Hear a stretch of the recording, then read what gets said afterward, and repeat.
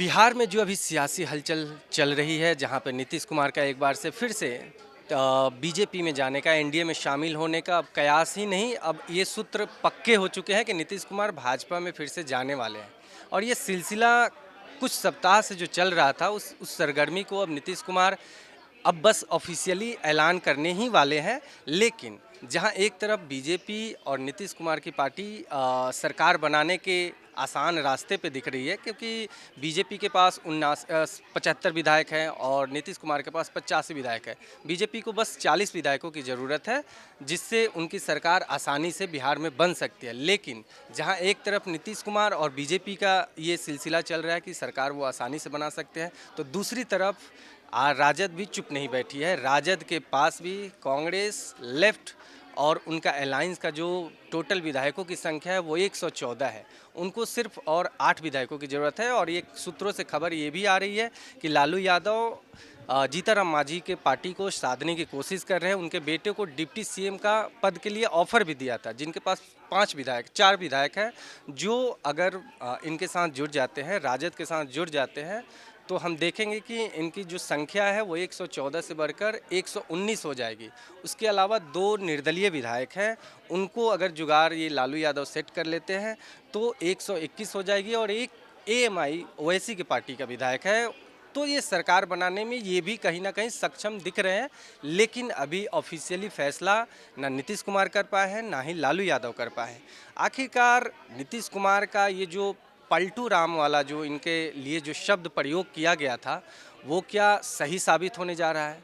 क्योंकि राजनीतिक पंडितों के अलावा बिहार की आम जनता भी कहीं ना कहीं अब ये विश्वास कर लेगी कि नीतीश कुमार सच में पलटू राम है। ये मैं नहीं कह रहा हूँ, ये बिहार की जनता, ये आवाम में ये चर्चा शुरू हो चुकी है कि बिहार में नीतीश कुमार के लिए जो शब्द खास करके अभी जो सहयोगी दल है, जिनसे उनका मन मुटाव चल रहा है राजद के साथ, वहीं परिवार इनके लिए वो शब्द इजाद किए थे, पलटू राम। क्योंकि नीतीश कुमार 2013 से अभी तक किसी भी सरकार में सहयोगी दलों के साथ मिलकर 5 साल सरकार नहीं चला पाए हैं।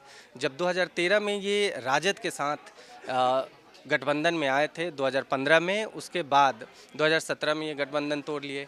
उसके बाद फिर हम देखते हैं कि 2017 में गठबंधन तोड़ते हैं, बीजेपी के साथ गठबंधन बनाते हैं, फिर वो गठबंधन 2.5 सालों में, 3 सालों में वो भी गठबंधन टूट जाता है। और फिर से ये जो अभी मौजूदा सरकार है, जिसमें राजद, कांग्रेस और जेडीयू है, उनके साथ गठबंधन बनाते हैं। लेकिन वो गठबंधन अब टूटने के कगार पे है। वो अब अंतिम रेसा ही बस बचा हुआ है, उसमें वो भी टूट सकता है।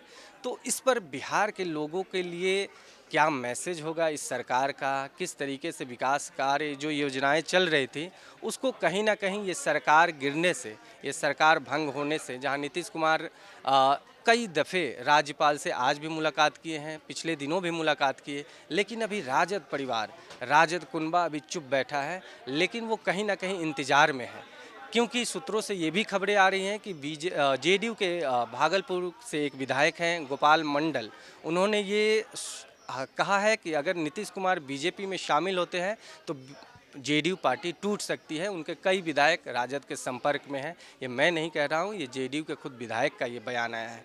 तो नीतीश कुमार, राजद और बिहार में जो सरकार बन रही है, टूट रही है, उन सब को लेकर आपका क्या राय है, हमें कमेंट बॉक्स में बताएं। शुक्रिया।